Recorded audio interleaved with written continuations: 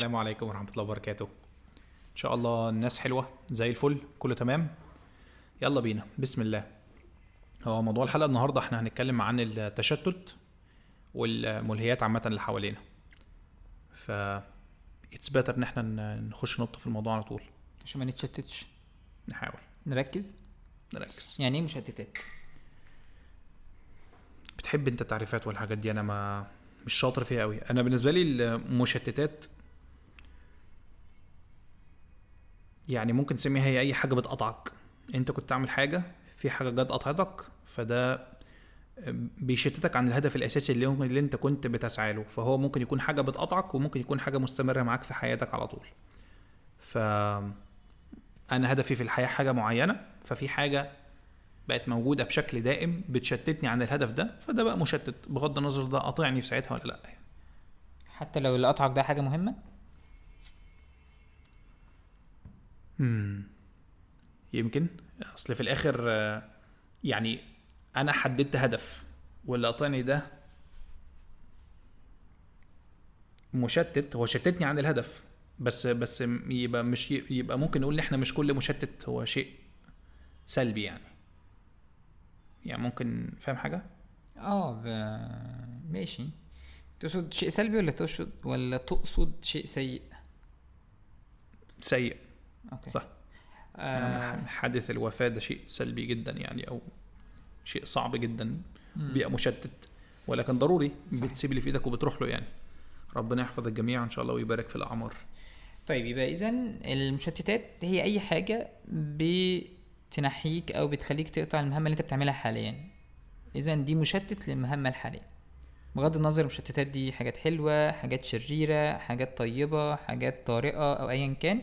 فده كده بشكل عام تعريف ايه هي المشتتات او ايه اللي بيشتتك عن تركيزك او عن مهمتك الحالية او وهكذا.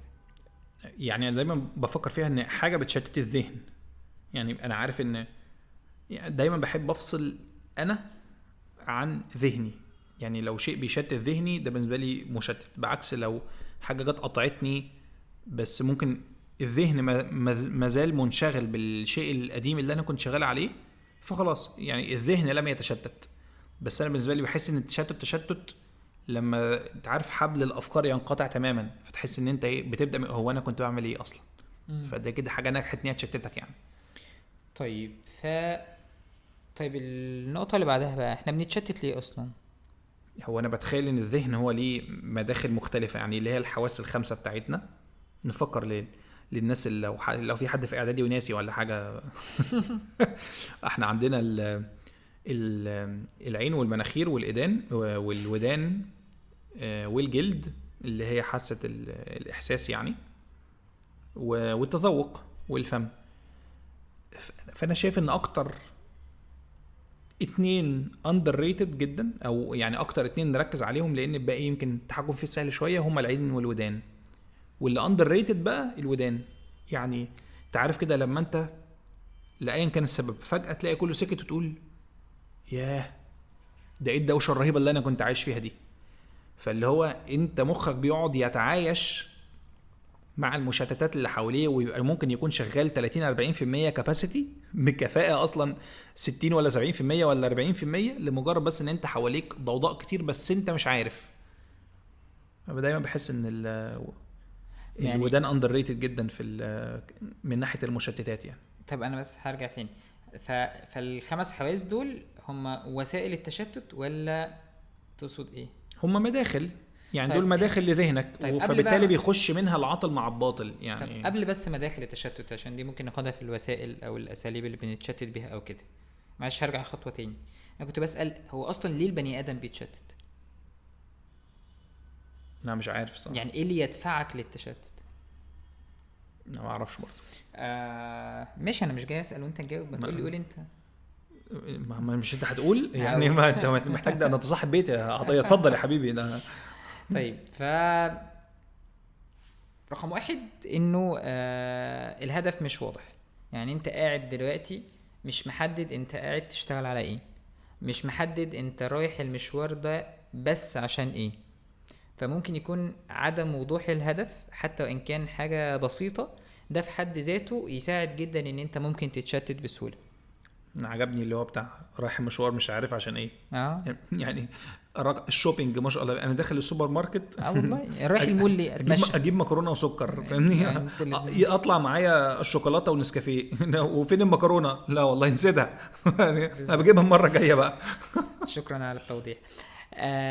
من الحاجات التانية برضو اللي احنا بنتشتت بسببها فكرة انه يمكن دي حاصلة بسبب المتغيرات العصر الرقمي، وخصوصا في الجيل اللي احنا فيه او جيلنا، يعني انه فكرة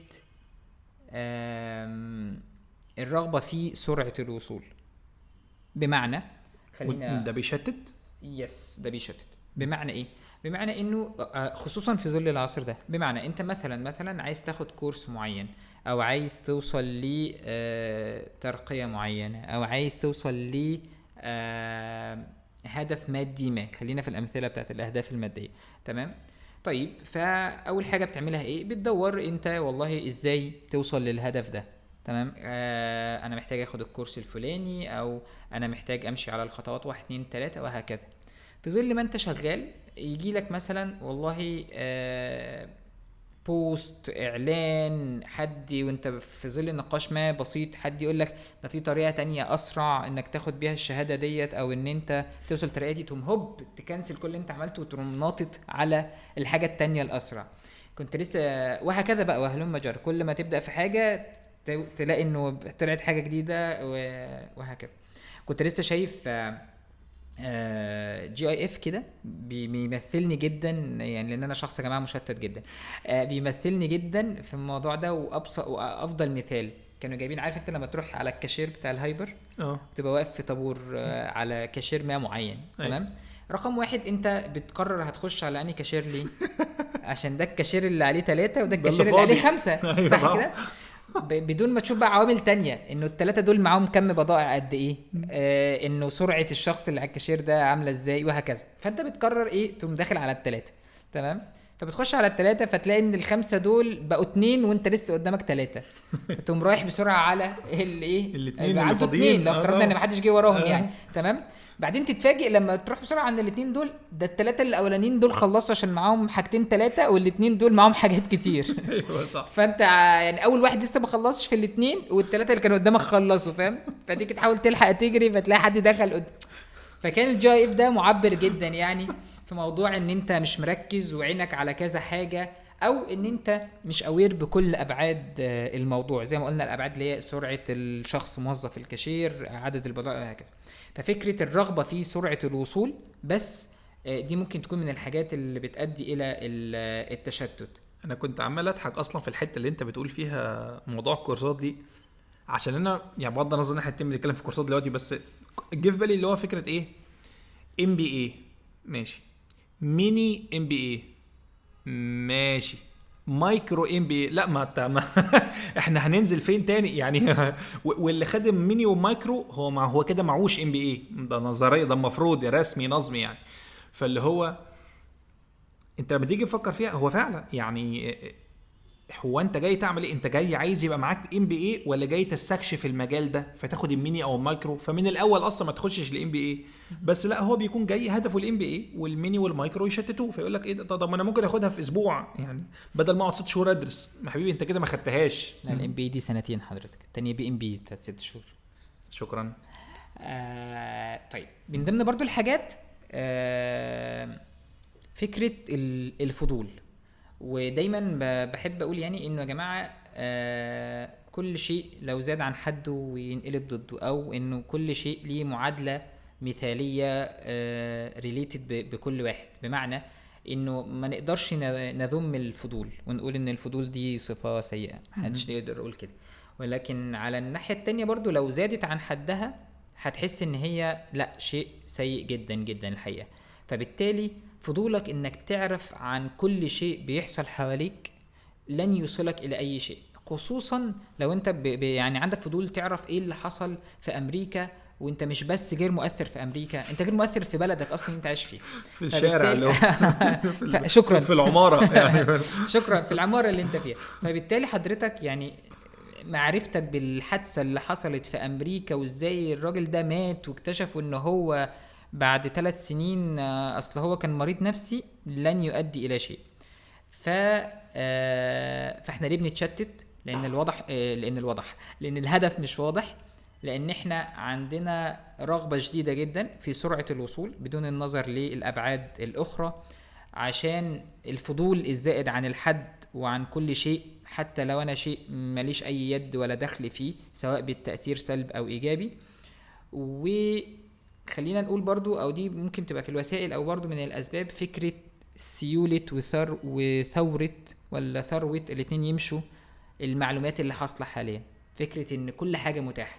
عايز تتعلم كودينج، اتفضل. ايه ده جالك نية عايز تتعلم محاسبة، اتفضل. طيب ايه ده، لا اصل انا حبيت شوية المحاماة، اتفضل، وهكذا. كان عندي تعليق على موضوع الاخبار، عشان بس ده موضوع جدلي شديد، و يعني ومردود عليه انك فكره كثره متابعتك ده، يعني طب ما هو عذرا كثره متابعتك ده شيء حلو ولا ولا ومفيد، ولا لازم ابقى عارف اللي بيجرى حواليا والكلام ده كله؟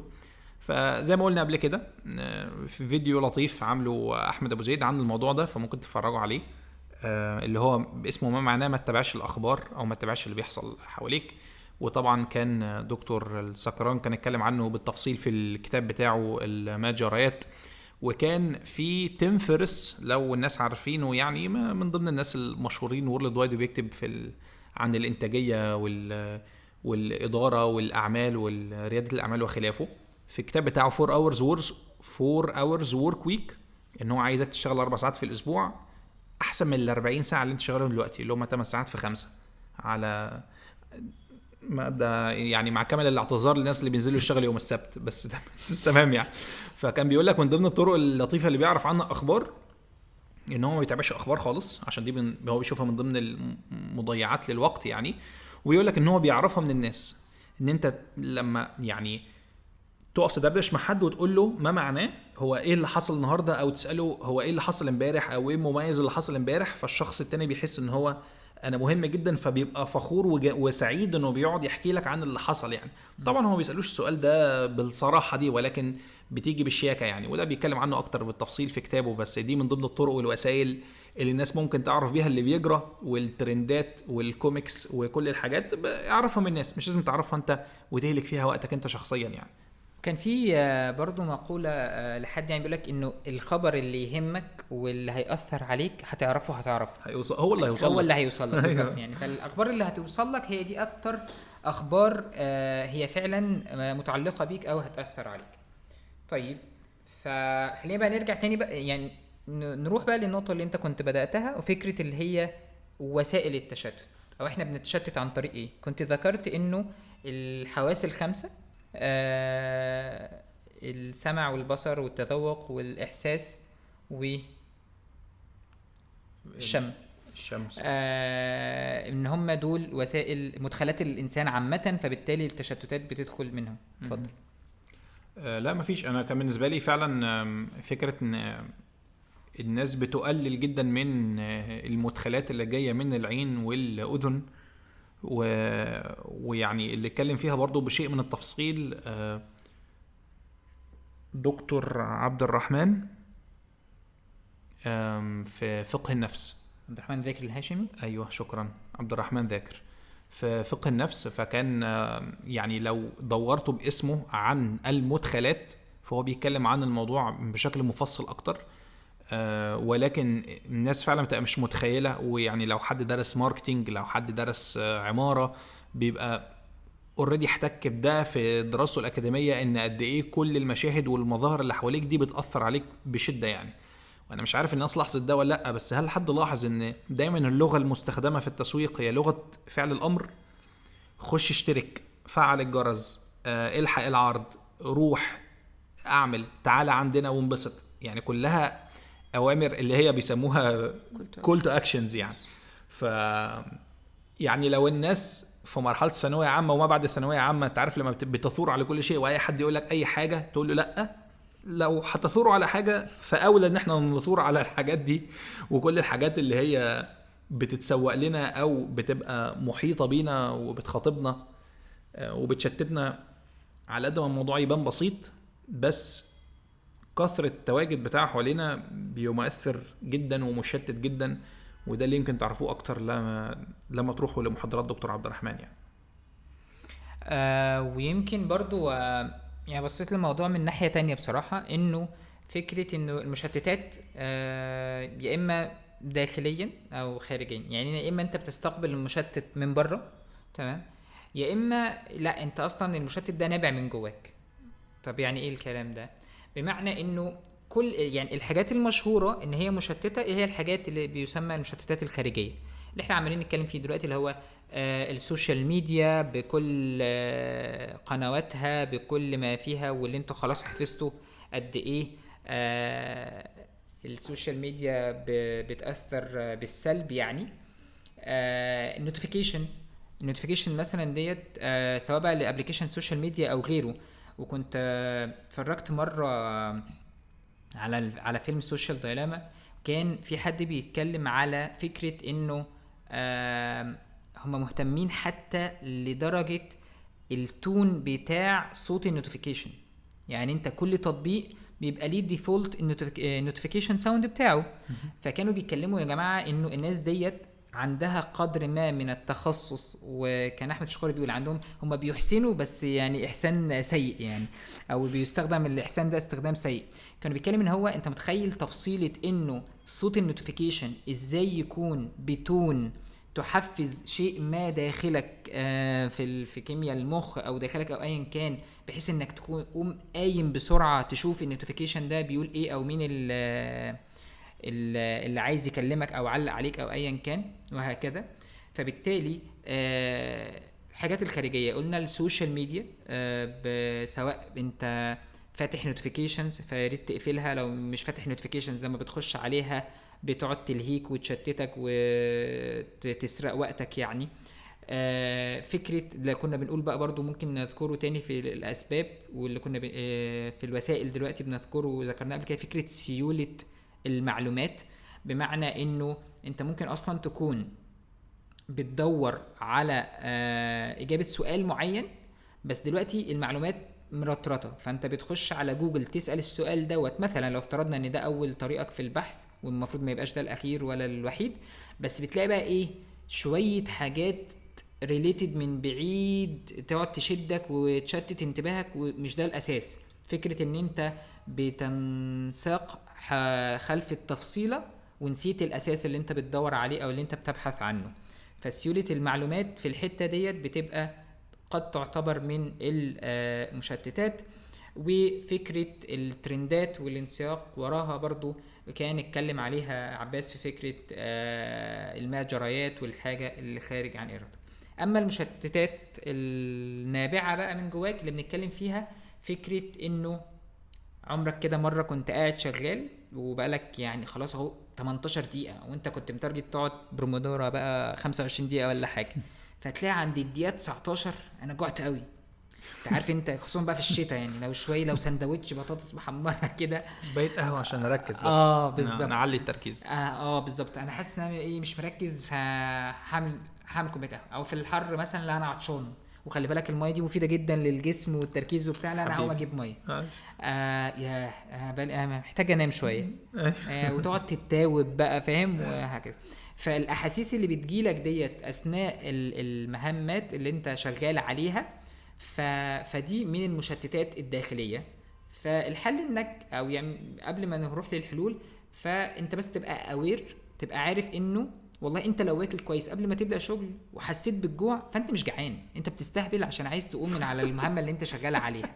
من الاخر يعني خلينا نكون صراحه مع بعض لهذه الطريقه. فبالتالي انا بصيت لها، عباس بص لها من ناحيه ايه هي مدخلات المشتتات ديت من ناحيه الحواس الخمس. كان هو بيتكلم حتى كمان كنا اتناقشنا قبل التسجيل في موضوع انه مثلا بالنسبه لحاسه البصر، فكره اصلا وجودك في مدينه دي في حد ذاتها من اهم مصادر التشتت. يعني جرب كده تمشي في الطريق وشوف كم البيل بوردز وبعدين بقى بيتفننوا البيل بوردز ديت، منها اللي ثابت ومنها اللي بقى شاشه دلوقتي بتنور وتعميك وانت سايق. والله ده اللي الشاشه دي هتموتني فعلا في مره والله، وانا يعني جنان والله. انا مش عارف ازاي وافق والله على حاجه زي كده. لا ده وهي ده مثلا تكون شغاله برتقاني وفجاه اللي يجي اعلان خلفيته كلها بيضه، فتلاقي كده ايه يا جماعه في ايه. ففكره عن حاسه السمع، حاسه البصر انا اسف كنا بنتكلم فيها. السمع، فكره ان انت يعني حرفيا الناس اللي هي برضو بتشتغل على مهمه مثلا، مش هقول لك في حاجه شغاله جنبها، لا ده بيقول لك بس انا هشغل بقى. انا والله كنت بذاكر جنب واحد، هو يعني بدون ذكر اسمه عشان هو عارفنا دلوقتي وانت عارفه، كان بيشغل لاين كينج السكريبت، الصوت بتاع الفيلم جنبه وهو قاعد شغال. اوكي فاهم؟ فاللي هو حضرتك وحافظه، يعني هو حافظ السيناريو اللي هيتقال وهكذا بتاع. فدي برضو من ضمن الحاجات اللي هو صدقني انت لو جربت وقفلتها وشغال هتلاقي ان انت في كم تركيز اكتر، او في ان ده كان واحد من المشتتات وان كانت بسيطة لان انت اتعودت عليها، مش عشان انت مش عشان هي بسيطة، عشان هي مش مأثرة عليك او وهكذا. شغل مزيكا وانا شغال بغض النظر بقى، خلينا يعني الموضوع ده يعني لا ما تقلبش وشك، خد تعالى يعني تمام. يعني برضو بغض النظر يعني عن المزيكا او عن الحاجه اللي تشغلها، بس هي فعلا برضو تبقى من ضمن المشتتات وحاجات اللي بتقلل البرفورمانس بتاع ذهنك او مراحل تركيزك. يعني هتقول انا لو طفتها مش هركز، موضوع مساله تعود ووهم يعني، لان انا برضو جاي من هناك، انا كنت الشخص ده وبحاول اجاهد نفسي طول الوقت بقى ان انا ما بقاش مشغل حاجه. لان حتى ما سبت اغاني انا رحت بقى مثلا رحت للبودكاست طبعا، في الاول رحت لافلام ومسلسلات كنت بسمع، ما كنتش بتفرج عليها كنت بسمعها انا. زي ما بقول فانا كنت الشخص اللي بيسمع فيلم حرفيا يعني، يقول لك انا ما كنتش اقصده يا جماعه والله، ده حد تاني بس كويس، واضح ان الموضوع لا الموضوع عام للاسف يعني، القسم عندنا مليء بالناس الجميله بالظبط. يعني على ذكر مشتتات بتاعه الانترنت، ففي كتاب اسمه ذا شالوز، بعد كده الجمله اللي بعد التايتل اللي هي What Internet is doing to our brain. فالناس برضو لو مسكت التايتل ده وعملت بيه سيرش، ففي فيديو كرتون لطيف جدا حوالي 3 دقايق ولا حاجه، نزلها قناه اسمها ايبيفيو من 7 سنين فاتوا، يلخص لك القصه دي كلها. What Internet is doing to our brains. وطبعا في بقى توك عنه، وفي طبعا نقاشات للكتاب بتاع ذا شالوز، بس يعني الفيديو هيفهمك الفكره عامه لو انت مش مهتم تغوص يعني في الكتاب وتفاصيله، وانت بس انت عايز تاخد الزتونه بتاعته، انت كده ما قريتش الكتاب بس انت فهمت الفكره يعني. طيب طيب نعمل ايه بقى؟ وقبل ما نروح نعمل ايه، كنت بس عايز برضو يعني اقول لكم خلي بالكم من نقطه مهمه جدا، وهي فكره مهاره تعدد المهام. يعني دي مش مهاره، دي خرافه، دي يعني ده هري الكلام ده، الخرافه اللي بنكتبها في السي في بتاعت مالتي تاسكينج ولا مالتي تاسكر، واقدر اعمل كذا مهمه في نفس الوقت. فهو في الحقيقه انه دي ده شيء غير يعني لا يزيد الانتاجيه بربع جنيه، وده الحقيقه يعني ولا بيخليك تطلع الحاجه بجوده كويسه، ولا بيخليك اصلا تنجز الموضوع سريعا، ولا يعني ممكن تكون بتنجز بس ولا بعمق، ولا اتعلمت حاجه من المهمه ديت ولا اي حاجه. طبعا مش ولا اي حاجه لهذا التطرف يعني، ولكن احنا عايزين اللي انا كنت عايز اوضحه او اقوله، فكره انه انت لو عندك مهمتين وقسمت مهمه ثم الثانيه، ده هيبقى افضل بكتير جدا على مستوى انتاجك للمهمتين، وقد تاخد فيهم وقت اقل، انه بس والاتنين طالعين بالجوده المأموله اللي انت عايزها. وانا هنا بتكلم على ذكر الموضوع ده اللي هو فكر الفهم كل فكره منفصله بعمق. كان في يعني كذا حد من الناس اللي ربنا يبارك لهم اللي كانوا علموني، واعتقد كان من ضمنهم الشيخ انس، كان بيؤيد مقوله، او هو اللي قالها يعني، بس اعتقد كان بيأيدها، ان قراءه نفس الكتاب 7 مرات افضل من قراءه 7 كتب مختلفه. طب واللي بيقرا 7 كتب في نفس الوقت؟ هذا ما طب والله انا سمعت نصيحه. اللي هو بيقرا ويقف ويبدا واحد تاني، ده شيء لا صعب ده جدا. مش بيبدا واحد تاني، يعني انا برضو بستغرب في حد، انا سمعت نصيحه من واحد اللي هو بيدعو الناس اللي هي تحب القراءه، فبيقولك عشان ما تملش، بس قد يكون يعني ده المثال ده ينفع عشان حد ما يملش. في البدايه يعني اه في البدايه يعني بيقولك ما تقراش كتاب واحد بس، يعني فاهم، في 3 4 كتب كده، اقرا في الكتاب الاولاني، لو مليت من الروايه دي ولا من الموضوع ده، ولا هي مش الروايه بتاع، فتقدر توقف وعلم انت وقفت فين وروح اقرا كتاب تاني، وهكذا. ان شاء الله بنعلم الناس تتشتت وهي بتقرا. يعني يمكن وسيله التعلم الوحيده اللي ما فيهاش تشتت، لا تشتته وهو ماسك الكتاب يعني. هو بس للامانه يعني هو كان عشان بس الحق يقال، هو كان هنا بيتكلم بدافع انه عشان بس ما قد تكون اخترت في البدايه كتاب مثلا ممل بالنسبه لك او ايا كان، فما تقفلش من القراءه بشكل عام، فوقف وروح مثلا نقرا حاجه تانية وهكذا، فيعني ممكن ناخدها ممكن. ولكن لو انت شخص قارئ، فزي ما قال عباس انك اصلا تقرا كتاب والكتاب ده مفيد وقراته مره واثنين وثلاثه وعمقت المعرفه اللي في الكتاب ده والخبرات اللي انت خدتها منه، قد تكون افضل من ان انت تقرا 7 كتب على التوالي يعني. اتمنى ان الناس تكون فاهمه كويس ان انا طالما قلت كتاب فانا مش قصدي روايه. انا مش هدخل في جدل ان الروايه مش كتب، دي ماليش دعوه. بس انا اللي هو الشيء اللي هتقراه 7 مرات ده افضل من 7 حاجات مختلفه، اكيد مش قصدي بيها الروايات. شكرا يا عباس على هذا بس الناس كبيره بقى يعني الثلاثينات وبتاع لسه بيقروا روايات يعني يعني ما فيش مشكله، انا ما قلتش الروايات وحشه خالص، بس انا بنوضح ما اعرفش، انا مش الحاجات محب يعني للاسف. للقراءه يعني، مش علق على الموضوع ده كتير، انا بحب اروش بس. انا كان من ضمن الحاجات اللي كانت يعني كانت لطيفه بالنسبه لي وانا بحضر ان بسم الله الرحمن الرحيم، يعني حديث عن النبي صلى الله عليه وسلم، وكان بيكلم سيدنا عبد الله بن عمرو، قد بلغه أنه يقوم الليل كله ويصوم الدهر كله ويختم القرآن في كل ليلة، فقال صلى الله عليه وسلم: فلا تفعل، قم ونم، صم وأفطر، فإن لجسدك عليك حق، وإن لعينك عليك حق، وإن لزورك عليك حق، وإن لزوجك عليك حق. فكان بالنسبة لي يعني شيء مميز جدا ان الرسول صلى الله عليه وسلم يعني خص الجسد وافرد العين في نصيحة لوحدها، فاكيد دي ليها معنى. لان فعلا برضه مدخلها من ضمن المداخل او المدخلات الشديدة التأثير على الذهن يعني، وللأسف ليها شواهد كتيرة جدا. يعني ما حد مثلا من كتر ما هو بيخالط منظر معين او فئة معينة ممكن يألفه، مع ان المنظر ده قبيح او منافي للشرع او ايا كان. بس ده يعني من ضمن الامثله وتطبيقات عليها، ولان الامثله كتير جدا يعني. طيب ندخل نعمل ايه؟ الحلول. ايه الحلول؟ توكلنا على الله. انت واحد وانا واحد. واقفل كل نوتيفيكيشنز يعني انا شايف ان مفيش اي نوتيفيكيشن تستحق ان هي توصل لك. انا مش عايز اقول لك يعني ولا حتى مكالمات، يعني انا عشت حياتي تقريبا في 5 سنين من حياتي عايشهم وموبايل طول الوقت على السايلنت، وحقيقي ما حاسس ان فاتني اي حاجه في خلال 5 سنين دول يعني. يعني الوضع الحالي يعني لو حد مهتم، هو انا عامل الرينج تون بسيطه قوي، واهم حاجه ان في فايبريشن، وكانه على السايلنت عشان فعلا بس واول ما بيرن انا بسمع اول رن بقوم حاطه على السايلنت او اقفل الفايبريشن واقفل كل حاجه لو انا عايز اكمل اللي انا عايز اعمله. ولان ده برضو في الاخر مش احسن حاجه، كان افضل بكتير بالنسبه لي فكره ان هو سايلنت طول الوقت يعني. على ذكر النوتيفيكيشن، في نفس الفيلم اللي انا كنت بقول لكم هم ازاي بيختاروا صوت النوتيفيكيشن، كان بيتكلم بقى على فكره انه مراحل تطور النوتيفيكيشن ايه.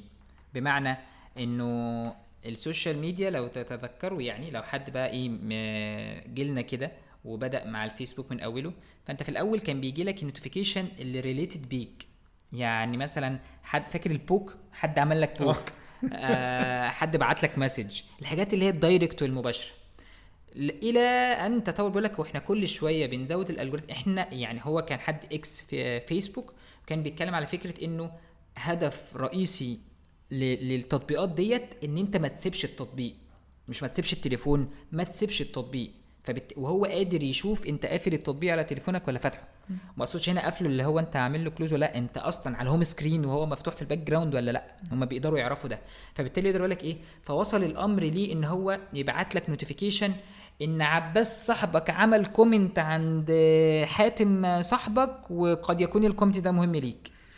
اللي هو انا مالي يعني، فاهم يعني، انا يعني فاهم، مش حب من طرف ثالث انا طرف خارجي ملوش اي علاقه بالموضوع يعني.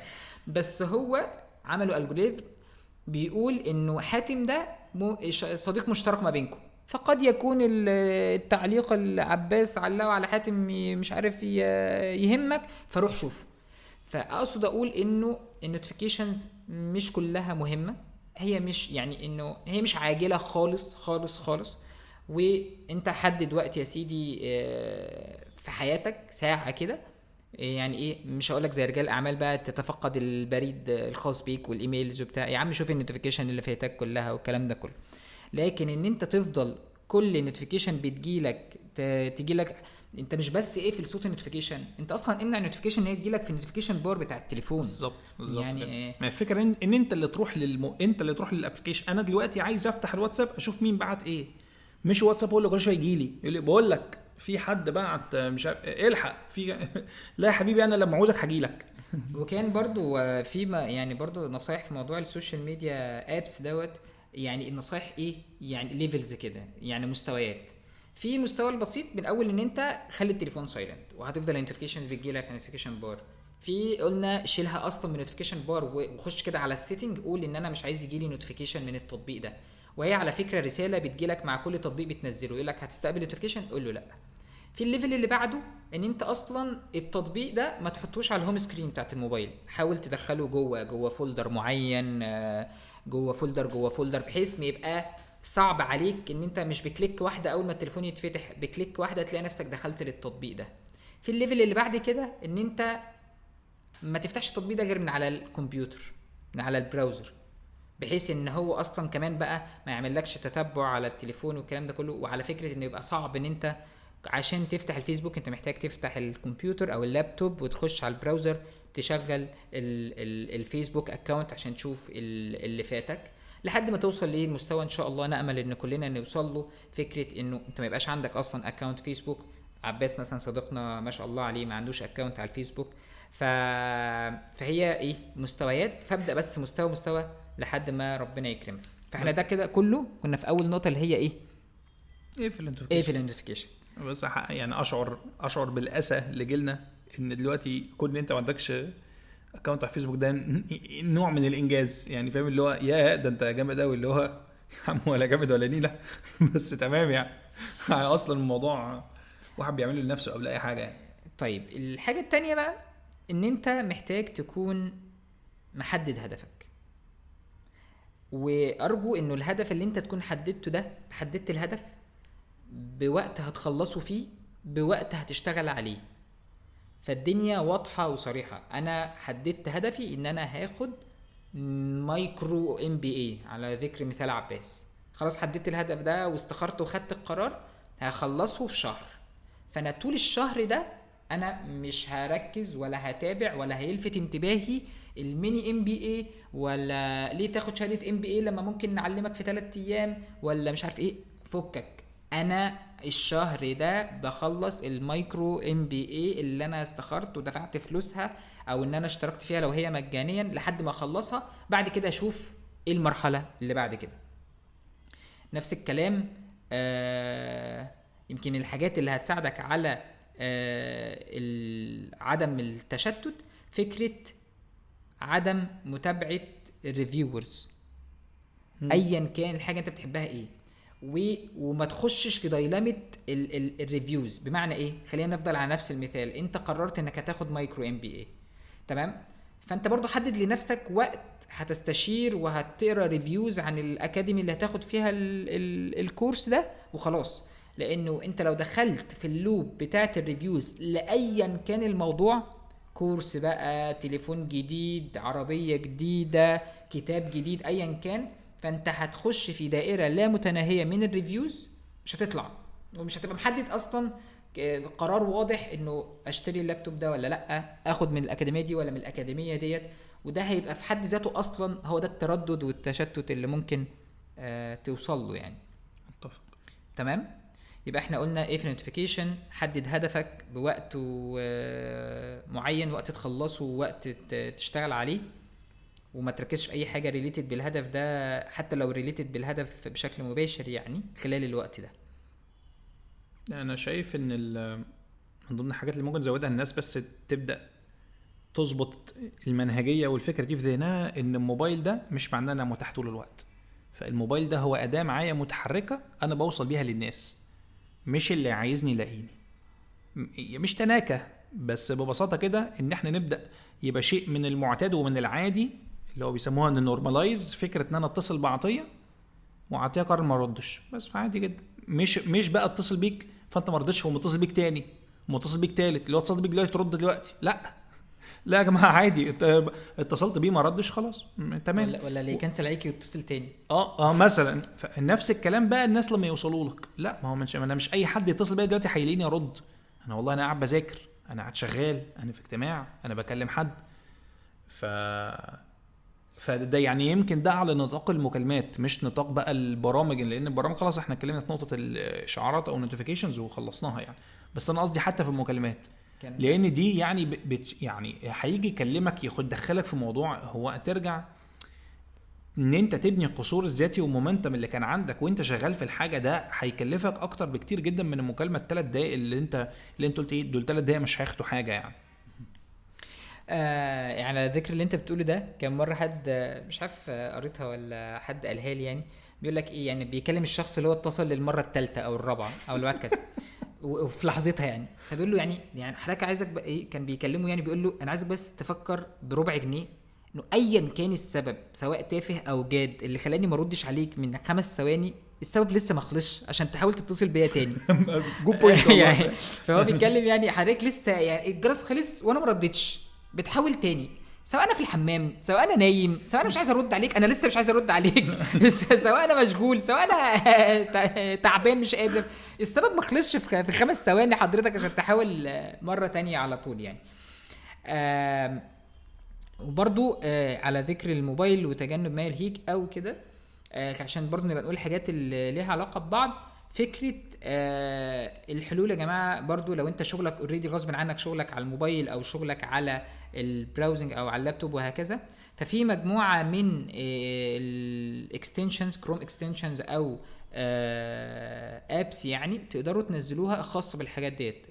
في مثلا اكستنشن اسمه اندستراكت، ده بيقدر يلغي لك اصلا مش بس النوتيفيكيشنز، ده بيلغي لك حتى الريكومنديشنز، عشان انت لو داخل تبحث عن حاجه في اليوتيوب مفيش اي ريكومنديشنز هتجيلك، انت هتفتح اليوتيوب تلاقيه مثلا شاشه سوداء والحاجه اللي انت بتبحث عنها بس هي اللي هتطلع لك.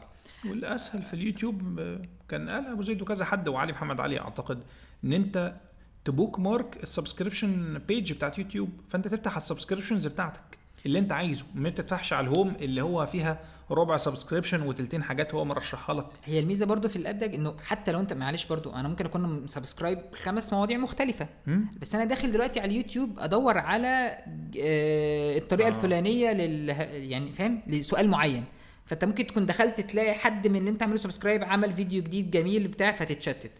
فهي اللقطه بتقول يعني انه الاب ده بيخليه هو هيخلي لك انه اول ما تفتح اليوتيوب مفيش غير السيرش بار بتاع اليوتيوب، تبحث بالظبط انت عايز ايه او تروح بقى للسبسكريبشنز لو انت في الوقت بتاعك اللي انت عايز تتابع فيه السبسكريبشنز يعني. فكره لطيفه الصراحه، بس بحس ان يعني بعض المهارات دي المفروض يكون ان انت عندك الجلد الكافي ان انت تقاوم الشيء البسيط ده، تقاوم السبسكريبشنز، لكن انت تسيبها يعني برضو ولا تسيبها سداح مداح تقول هقاوم كله عشان انت مش هتعرف اوبفيسلي يعني ده اللي كلنا واقعين فيه يعني. ولا برضو اللي هو تخلي في كل حاجه تساعدك ولا ايه. حاسس ان يمكن منهجيه مختلفه، انا يمكن متبع المدرسه. انا بصراحه بحس اللي هو ايه ما خلاص يا باشا يعني طالما في وسيله ان هي تبعدني عن الموضوع ده بقى ليه لا. جود بوينت. طيب والميزه انه الاكستنشن ده مش بس شغال على اليوتيوب، يعني هو على اليوتيوب وفيسبوك وتويتر، يعني هو اكستنشن واحد هيقدر لك كل النقطه ديت. من النقط برضو اللي تساعدك انه على عدم التشتت فكره تحسين البيئه اللي انت اختيار وتحسين البيئه اللي انت قاعد بتخلص فيها المهمه دي، او بتذاكر او شغال بقى، احنا ناس كبار دلوقتي، او بتذاكر، ارجع تاني لو انت بتاخد كورس حالاتي، او بتشتغل اه او او بتذاكر. شايفين التشتت والتردد. طيب، فده معناه ايه بقى؟ معناه ان انا ما اشتغلش جنب التلاجة، ما ذاكرش على السرير، جو حر. ما ذاكرش قدام التلفزيون، ما اشتغلش جنب الساوند سيستم ولا اسمه ايه مش عارف، وهكذا يعني. فبالتالي اختيار بيئة مناسبة ما فيهاش الملهيات، ما فيهاش الموبايل. لو انا محتاج ادخل ساعة وانا ما عنديش اي امكانية ان انا ارد على اي حد في الساعة ديت، خلاص يبقى الموبايل مش جنبي، وهكذا. فالبيئة في حد ذاتها ده من الحاجات البسيطة وفي نفس الوقت اللي بتأثر جدا جدا جدا، سواء على محفزات اللي زي ما قلنا المشتتات الخارجية او الداخلية. لو انت اخترت البيئة صح وهندلتها ان هي ما يبقاش فيها الحاجات ديت، ده ان شاء الله شيء هيساعدك جدا على عدم التشتت. يعني اللي يمكن الحل التالت بالنسبه لي ان انت يعني افصل شويه، بيسموها ان انت تانبلج، يعني تبعد عن الالكترونيات بشكل عام يعني. ف يعني انطلاقا من نصيحه رسول الله صلى الله عليه وسلم ان لجسدك عليك حق ولعينك عليك حق، فدي فرصه لذهنك برضو، وجرب اطلع اجازه في حته ما فيهاش تشتت، او اسميها بقى حته بدائيه، حته انت اصلا ما فيهاش اتصالات او حاجه زي كده. فكان من ضمن الاماكن دي هي مدينه سانت كاترين. يعني الوصول ليها شاق شويه، بس هي مدينه جبليه، والنشاط الوحيد فيها ان انت يا اما تقعد يا اما تطلع جبال. فطالما قررت تطلع جبال فما فيش شبكه، فموبايلك ده هو والصخره سواء، لان هيفصل شحن مش هتعرف تشحنه، وتقعد تكامب هناك 3 ايام او حاجه. ففعلا انت لما بتخلص ده بتحس فعلا قد ايه انت كنت في دوشه وفي روايح غريبه وعينيك شايف حاجات غريبه، بعكس ان انت تروح عينيك تفصل تشوف حاجات طبيعيه فقط، صخور ورمل بس، وتفضل انت ماشي بقى ايه طول الوقت. فالموضوع حقيقي بيبقى مختلف. طبعا في لو انت عندك البلد سافر البلد، ويعني اتمنى ان انت ساعتها تحط بقى الموبايل ايربلين مود ولا تفصله ولا ايا كان. الريف بشكل عام ان انت تسافر في حته مش مشهوره والناس ما تعرفهاش، حته مش سياحيه. يعني حد مثلا جرب يروح الزقازيق مثلا، تروح تستكشفها. يعني انت مش من الزقازيق وانت من القاهره، راح تستكشف هناك وتروح بلد يعني عاديه، هتلاقي الموضوع فعلا يعني بيعيد تنشيط ليك، وتفصل وتروح مكان ما حدش عارفك فيه، فما فيش حد يقولك ايه طب تعالى ضيفك، طب تعالى كذا، طب تعالى انت ليه ما زرتنيش، والكلام ده كله.